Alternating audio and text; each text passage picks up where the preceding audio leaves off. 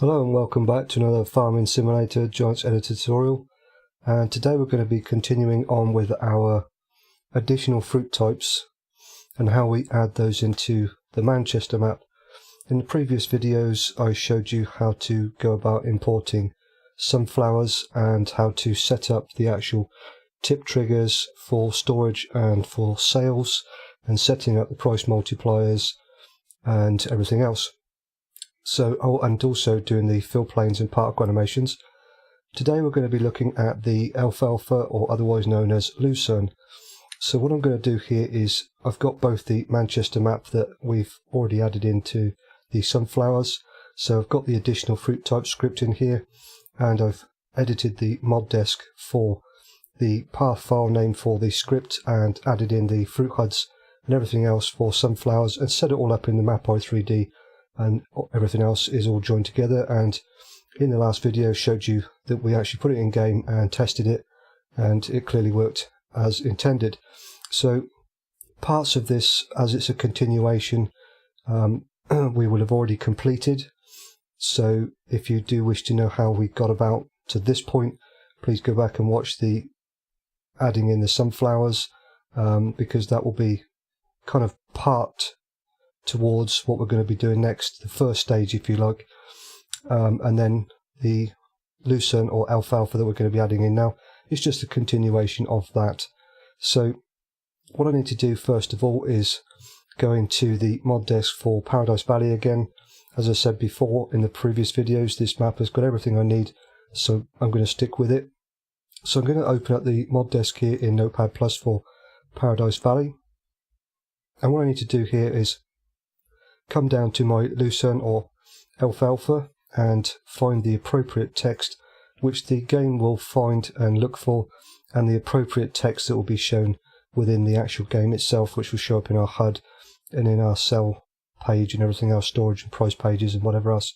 So I need to bring those lines over to the mod desk for Manchester, so I'm just going to minimize that for a second and go ahead and do that now. So I'm going to open the mod desk for Manchester, and then I can just literally copy and paste them straight in as we go.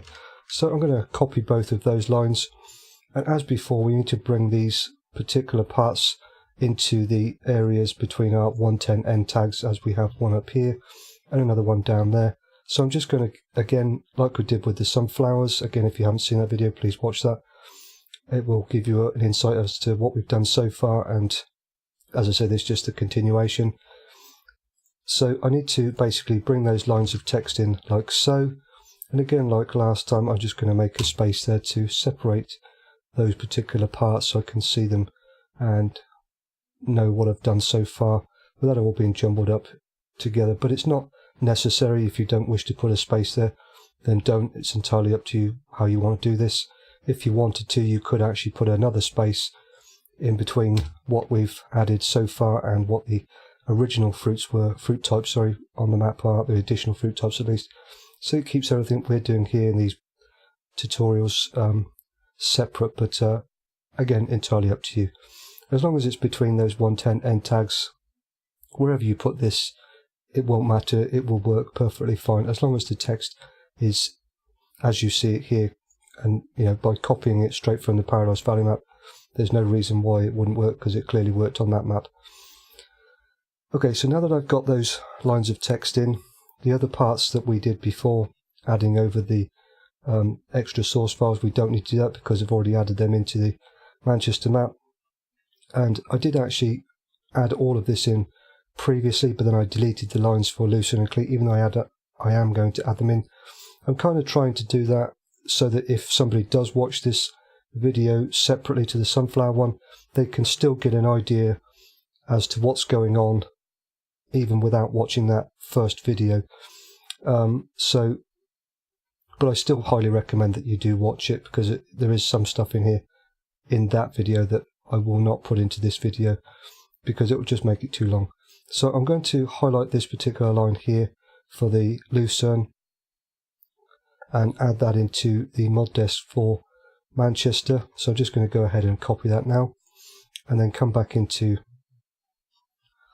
the Manchester map. So I've copied it from Paradise Valley, and I'm now going to put it into the Manchester, mod desk here, and I'm going to basically, what I'll do here is I think I'll create a new line at the bottom there and then just paste it in like so. Now, unlike with the sunflowers that we added in last time, this particular fruit type does actually have a windrow.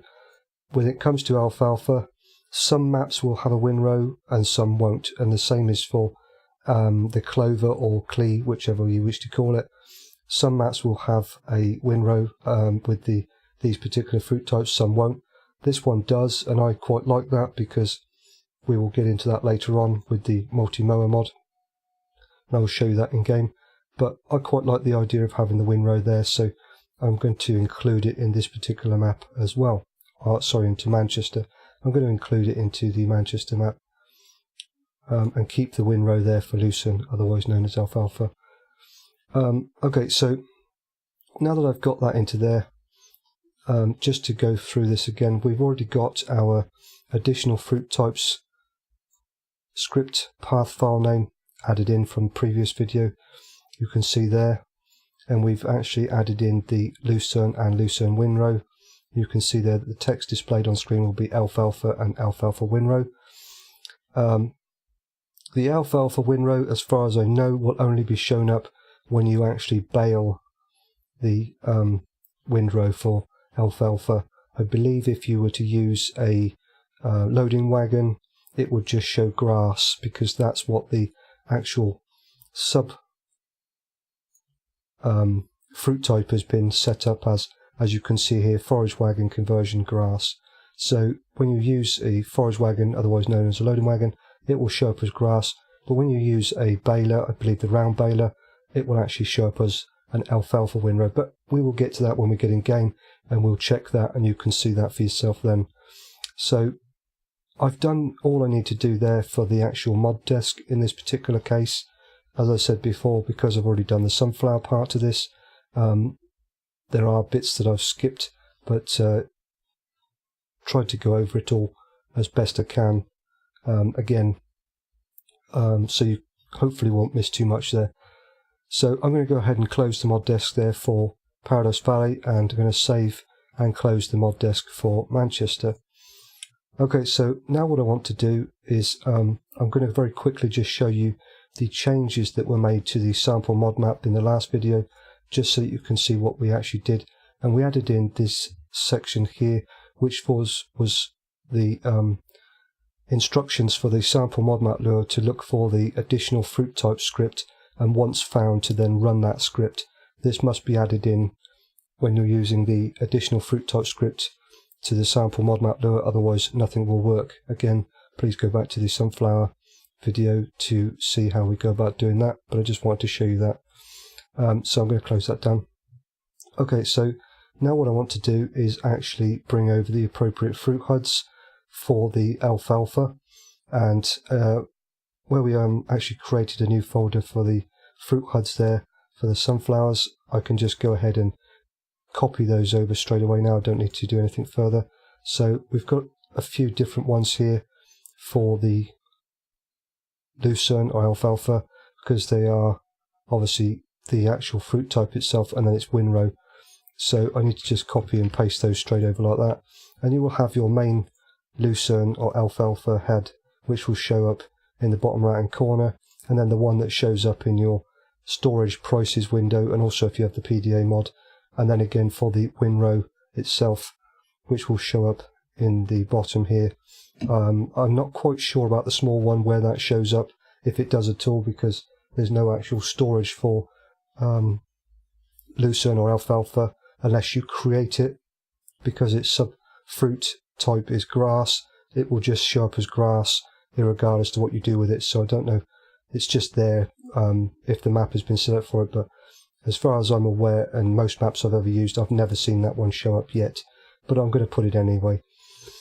Okay, so now that I've done that, what I need to do now is actually copy over some parts from the mod desk and locate the appropriate textures that I'll be bringing over to the Manchester map to display my alfalfa or lucerne on screen in its appropriate growth stages, and the distance diffuse channels, and also the windrow. So what I'm going to do here for now is just minimize the Manchester folder there, and then I'm going to go into the map folder, and I'm going to bring up the mapI3D here for Paradise Valley within Notepad++. And what I need to do here is actually look for Lucerne within the mapI3D, and then bring over any of these parts into a new text document that I can then edit appropriately. So at the top of the page here, I'm going to go Control F, and then I'm going to look for Lucerne. Now I can't actually remember how to spell this, so what I will do is actually just go back into my fruit HUDs here, that's fine. I'm just going to highlight Lucerne, copy that,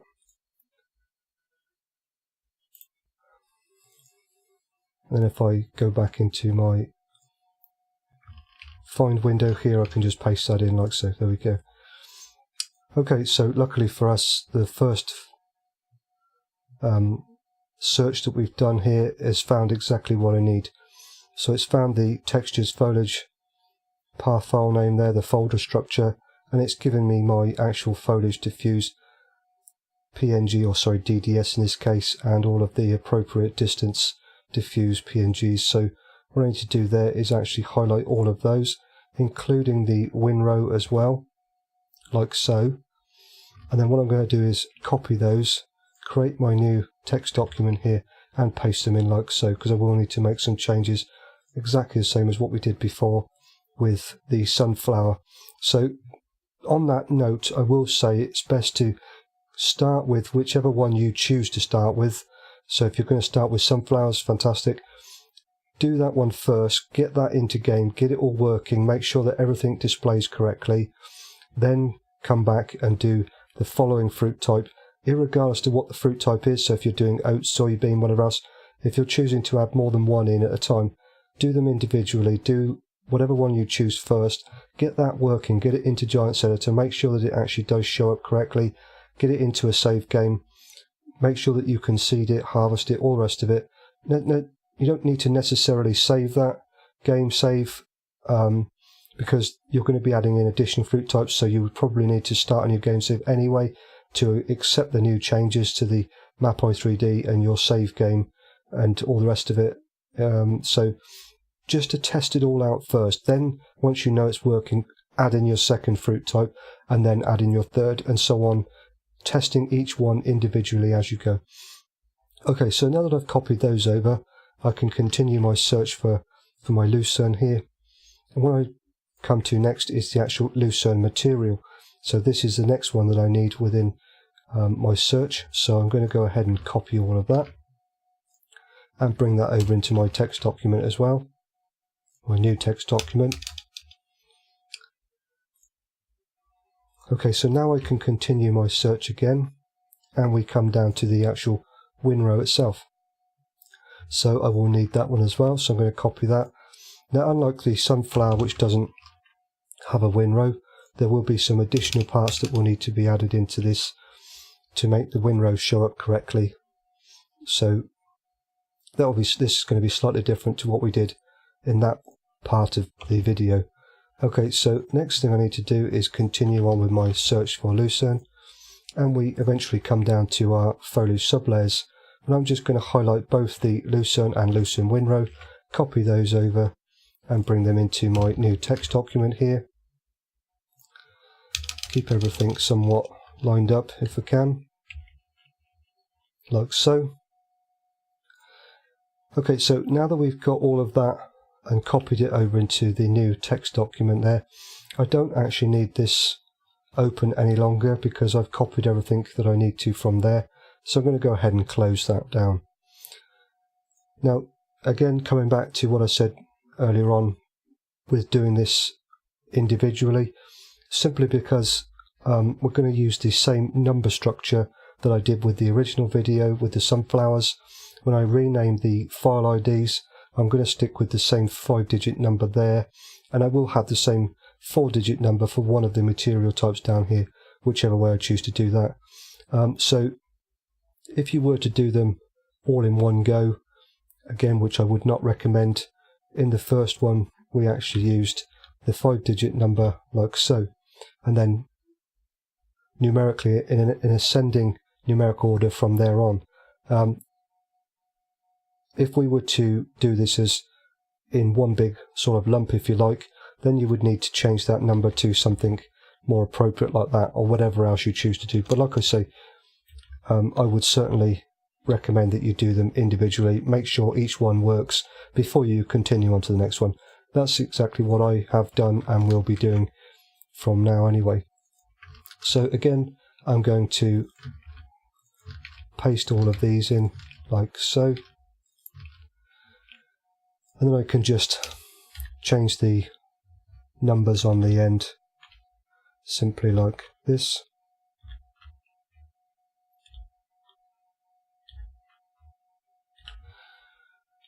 And we will come back to those numbers when we get down to our foliage sublayers and into the materials. So now that I've changed those numbers to a 5-digit number that you would never find within the Map-i3D that you're going to be editing, and this is what you will need to do for every fruit type that you add in, because you can't have any duplicates in there. It will cause a massive conflict. Probably won't open in Giants Editor, and certainly won't run in game properly. If you ever do get it into running game, it will probably get to the loading screen and just freeze and stay there. So we've done with that for now. So now I'm going to move down to the actual material itself, the lucerne material. And the first thing I need to do here is change my material ID. And again, I recommend a 4-digit number, like so. A high 4-digit number, something that you would not find in the Map-i3D that you're going to be adding it into. So that works perfectly fine. Again, we will do a search just so you can see how I do this. We need to do a search for our growth foliage shader here on the Manchester Map-i3D. So I'm just going to minimize that, and I'm going to bring up my Manchester map here again. And I'm going to go into the map folder and then bring up the i3D for Manchester in the text editor. And then what I need to do here is click at the top of the page, Control F to bring up my search. And then what I'm going to do is actually search for growth. And I'm going to click Find Next. And it's found the one we require straight away, shaders, fruit growth foliage shader.xml. If it says anything different than that, in my experience, it is wrong. So that's what the text you are looking for there, and that will show you the correct file ID that you need, and we have 53. So I'm going to go ahead and copy that and then replace the 46 with that 53. Okay, so now we come down to our texture file ID, and this is for the material itself, so the actual textures for our growth stages, which will be referring to this one at the top here. So what I need to do there is replace 106 with this number here, like so. Okay, so now we are actually done with the material section itself, what we will have for our growth stages, and we can now move on to the actual windrow for lucerne. Again, with the material ID, we need to create a material ID that we won't find within the Map-i3D for Manchester. So again, I'm going to click on that, and I'm going to go for a 4-digit number, again like so. Coming across to our custom shader ID, what we need to look for here though is our windrow foliage shader. So again, we need to go back into our Manchester map, and this is something that we would not have looked up in the last video because it wasn't required for sunflowers. They don't have a windrow. Now luckily we don't need to actually do a search here, because I've just eyeballed down the actual line here, and straight away I've come to it here. So we've got our shaders, windrow foliage shader.xml, and we have a file ID of 40. So before you start scrolling around and doing searches for various different things, it might be worth just running your eyes down the page from where you left off, and chances are you'll be able to see it somewhere within what you were searching for before. If not, then I would recommend to scroll back to the top of the page, do a search for windrow, and eventually you'll come to this particular text line here, shaders, windrow foliage shader.xml, and that's what we're looking for. So we have a file ID of 40, so I'm going to go ahead and copy that, and I'm going to overwrite the 48 with that 40.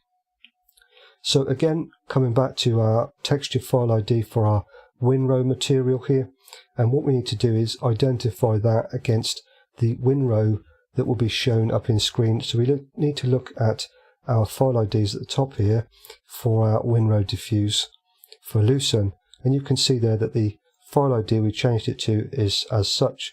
So I can go ahead and copy that and bring that down into there like so. So now all those parts are pointing in the right direction. They will look at the right thing to get what we require in game on screen. So now I can move on down to the foliage sublayers, and we will start with the actual lucerne itself, otherwise known as alfalfa. So what I need to do here is scroll across until we come to our material ID. And our material ID there is 40, which is incorrect on the Manchester map because we've already adapted that to this 4-digit number here. So what we need to do is copy that and then overwrite the 40 with that number like that so that it joins it all together. The actual engine itself, once we get it into Giants Editor and save our session in Giants Editor, it will change all of these numbers, adapt them, and then integrate them into the map i3D. So we're just giving it a temporary number that the system can accept for now, and then once we've actually got it into the Giants Editor and save that session, the system will update the i3D, change those numbers and integrate them into the actual i3D itself. Which is why we can use the same numbers again, which is why I go back to saying it's best to do one individual integration of that additional fruit at a time, because it gives us the opportunity to use these numbers again and again. Okay, so moving on across now, we come to our distance map IDs. And again, like we had before in the sunflowers, if you've already watched that, if you haven't, again, please go and watch that. It will give you some insight as to where we got to so far and may help you out to move on with this video. So what we're going to be looking for here again is our acre find diffuse, and this number here, the 38, is irrelevant. It's just the file ID that's allocated to acre find diffuse on Paradise Valley, but that is more likely going to be different. Well, we already know it is because of the sunflower video that I did earlier on shows that that number is not 38. The number itself is not relevant, but the actual acre find diffuse is, because that is generic for every single map. That's not what we will be adding in, that is already in the map itself. But we need to be able to point this towards that on this particular map. 38 was correct for Paradise Valley, but it's not going to be correct for Manchester. So to locate that, what we need to do is go back over into our Manchester i3D here. And I'm going to go back up to the top of the page. I'm going to bring up my find box again, and what we're looking for here is acre. And I'm going to click find next.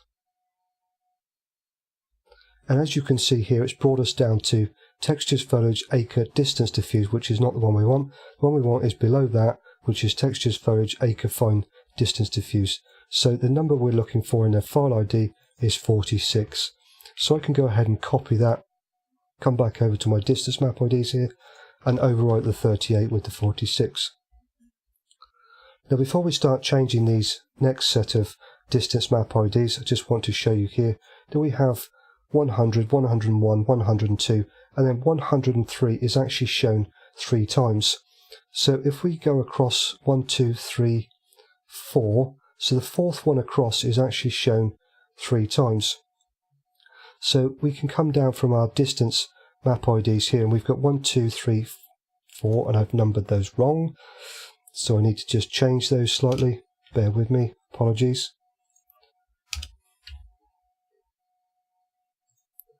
Two, 3, 4, 5, 6, 7, 7. Good God. And 8. 1, 2, 3, 4, 5, 6, 7, 8. So my mistake there, I need to just overwrite the win row like so. The other one is perfectly fine. I made a bit of an error there, but that's okay, we can work with that. This is again coming back to what I say about introducing each individual fruit type separately, making sure it all works before you move on to the next one, because simple mistakes like that can cause you almost unimaginable horrors trying to figure out what you've actually missed and screwed up like I just did there. So luckily I noticed it and rectified it as we were going along, but it's easy once you get multiple different fruit types that you're trying to add in all at once. If we were to do the sunflower alfalfa and clee all in one big lump here, something like that would be overlooked, I guarantee it, and be kicking myself later on. So it's certainly, in my opinion, better to do each individual fruit type one at a time, get it into Giant Editor, make sure it works, get it into game, make sure you can plant it, seed it, whatever, harvest it, do all the rest of bits and pieces, then move on to the next one. I know I keep going over this again and again, but I just want to make sure that people are aware of the difficulties that can come across from doing something that may seem simple, and once you do it a few times, the actual process itself can become very simple, can become much easier, but simple mistakes like I've just made there can still occur. Okay, so we're going to move on. So coming across back to our distance map IDs here, just want to go back over this again, just so we don't get waylaid by my mistakes there. So we've got 1, 2, 3, 4. So coming back across to our distance channels here, we've got 1, 2, 3, 4. So this number here, we're going to have to do 3 times basically. So what I'm going to do is just copy these across now, like so.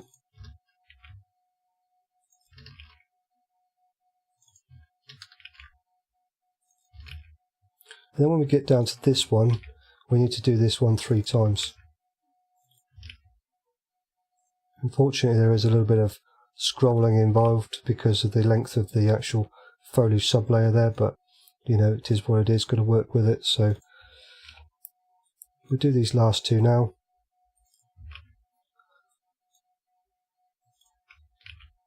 Like so.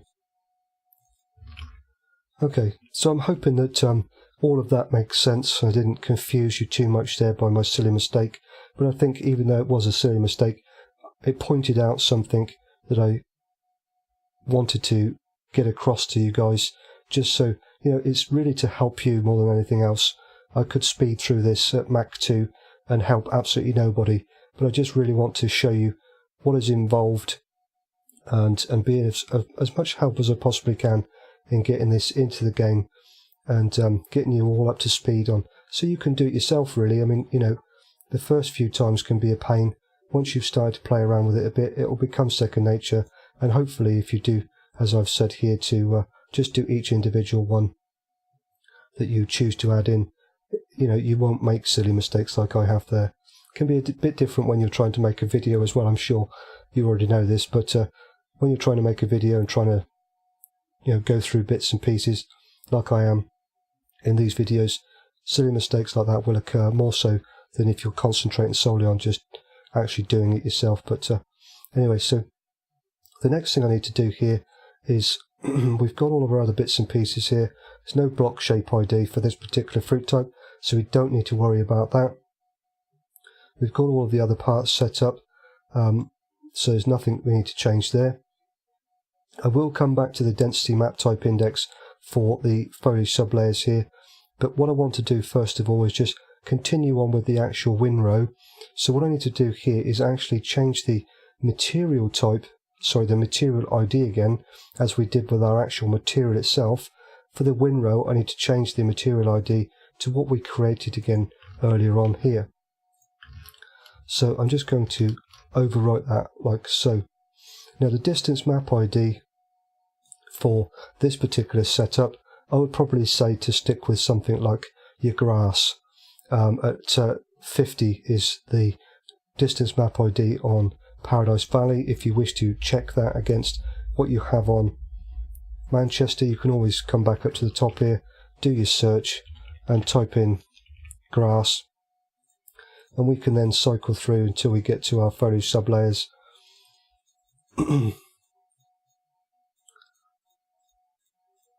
Like so. When we come down to our grass here, we can look at our grass windrow and see what the actual distance map ID is for that on the grass windrow. And in this particular case, the distance map ID for grass is 56, the grass windrow specifically. The grass windrow distance map ID is 56. So we need to copy that and then overwrite that like so. If you wished it to show something else, then by all means choose a different distance map ID, but I think grass tends to work best. At the end of the day, the sub fruit type for lucerne or alfalfa in this case is grass, so I think sticking with that as a distance map ID is more than likely the best option. Okay, so now that we've got all that into there in place and everything else, with the actual windrow itself, there is actually a block shape ID, which is again for the Paradise Valley map 7. So what we need to do there is actually just double check what the windrow block shape ID is for grass windrow, and then use the same one. So if we come across here, we can see the block shape ID is 2. So I need to overwrite that with 2, like so, just so that it all matches in and gives us what we require on screen.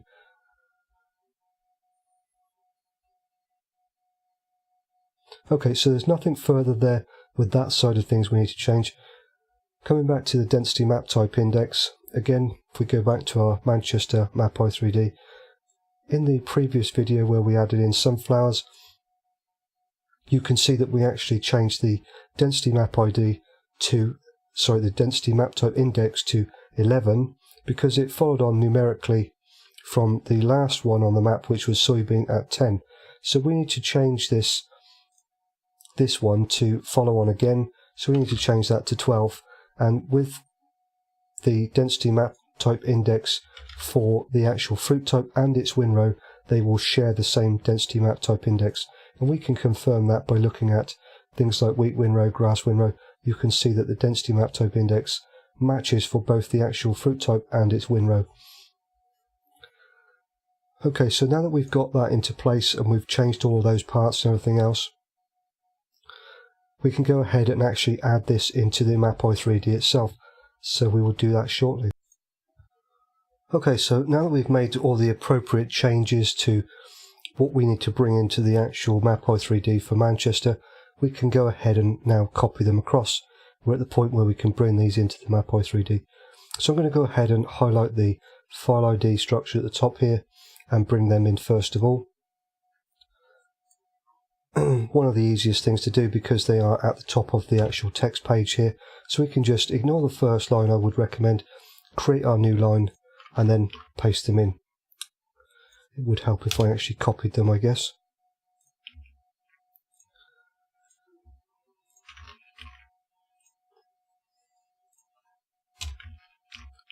Like so. And we will just tidy up the text here slightly, just so it all lines up and looks appropriate. Okay, so now we've got our actual foliage textures and their file IDs, or at least the path file names to the correct foliage textures and the distance diffuse channels and all the rest of it. We can move on to the actual materials themselves, and again I would recommend that you actually do these one at a time. And what we're going to be looking for here is the end of the materials section. Again, like we did in the the import of sunflowers into the Manchester map i3D, I'm going to bring up my find box again here, and I'm going to search for the end of the materials section. And this is the particular text that we're going to be looking for. This is what you need to type in to search for, to find that section, the end of the materials section. So I'm going to go ahead and click Find Next, and we come down to the correct place. So I'm going to again create my new line. Just re-highlight those, make sure I copy them. There we go. And now I'm going to bring that in. So now we've actually brought in the material itself. We can go ahead and bring in the windrow now. So I'm going to go ahead and highlight that, copy that, and bring that in as well, like so. And then what I would do is just tidy up the text there a little bit and close off that material section like so. Okay, so now we've copied all of those parts in. I'm going to go ahead and copy in the actual foliage sublayers. So I can go ahead and highlight those and copy them. And as before, we can just literally scroll down to our foliage sublayers like so. So I'm going to go ahead and create my new line there and then paste them in. And we'll just tidy up the text there so it all lines up nicely. And as you can see now, we've got it all into the map i3D for Manchester. We've given the appropriate changes where required to our material IDs, distance map IDs, block shape IDs, density map type indexes, and all the rest of it. So we've all now gone in and made those changes, copied them in and set them up appropriately. I can go ahead and save my map i3D for Manchester, and I'm going to go ahead and close that down. So now the next thing we need to do is actually look to see where our texture files are located and then copy them across from the Paradise Valley map into Manchester. And you can see here we have our path file name. So we're looking for textures, foliage, and then our foliage channel and the distance diffuse channels, along with our actual windrow channel as well. So what I can do here is bring up both of the Manchester and Paradise Valley. We're already in the map folder, so I can now just go into the textures folder, foliage, and what I'm looking for here is the actual lucerne. So I just need to basically scroll down until I find what it is I need. Or if I've actually gone past it, scroll up. Okay, so I've located that there. So I'm going to copy all of those down to the windrow. So we've got our actual fruit type here, plus the actual distance diffuse channels and the windrow all copied in. So I can go ahead and copy those. Then I'm going to go back into the Manchester one here, into textures, foliage, and then just paste them in.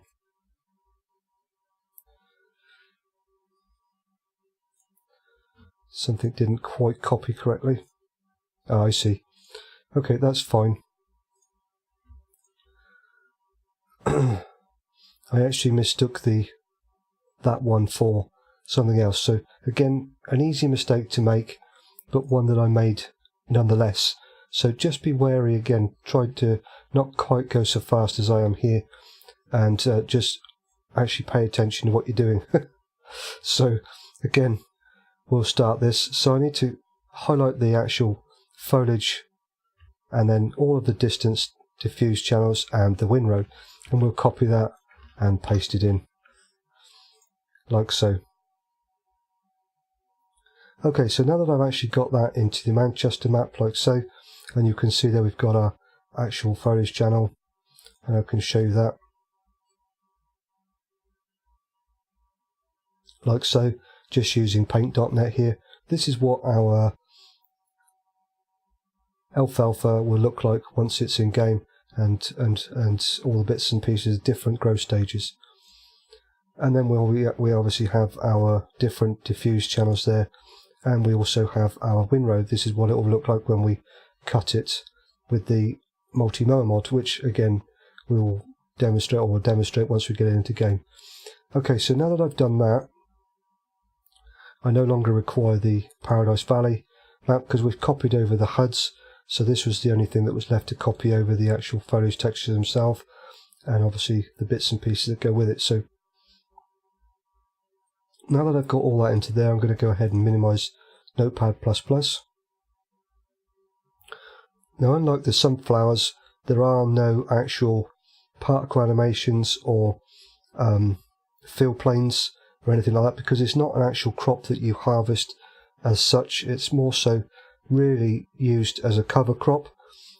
So, you know, with the green fertilizer mod, you could actually cultivate it into fertilize your particular field that you're going to seed, if as an alternative to spraying with a particular herbicide or whatever else.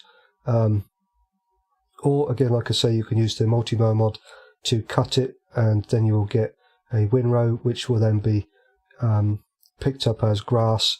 You could bale it, which would then show up as alfalfa, but it would still be grass in the actual bale itself, or possibly even hay. I forget which, but I will demonstrate that as best I can once I get it into game. Alternatively, you could actually use it with a forage harvester, the same as you would with your corn, for example, and use it to gain chaff. I believe, in my experience, and again it depends on how it's set up, but I have actually, with a fertilized field of alfalfa, I have got a greater return on what I've created chaff-wise than I ever have with corn. So it is an alternative to chaffing corn. And again, you know, chaffing corn is one thing, but you know, you've actually got a particular harvestable product there. So I think in certain cases you are wasting the corn to get a specific product, in, for example, chaff, when you could actually chaff grass, or in this particular case lucerne or alfalfa, whichever you would choose to call it. So again, there are alternatives, and I particularly like these fruit types, the lucerne and clee, or alfalfa and clover, because of their varied usages with the appropriate scripts, the appropriate mods, being the MultiMower mod and the green fertilizer mod. So anyway, now that we've got to this point, I think what we can do now is actually go into Giants Editor and have a look to see what we do there. We've actually been going for 41 minutes now, so I'm going to stop the video here, and then we'll do the rest into part 2, because with this particular fruit type there's going to be a little bit more involved with the actual mowing and baling and whatever else.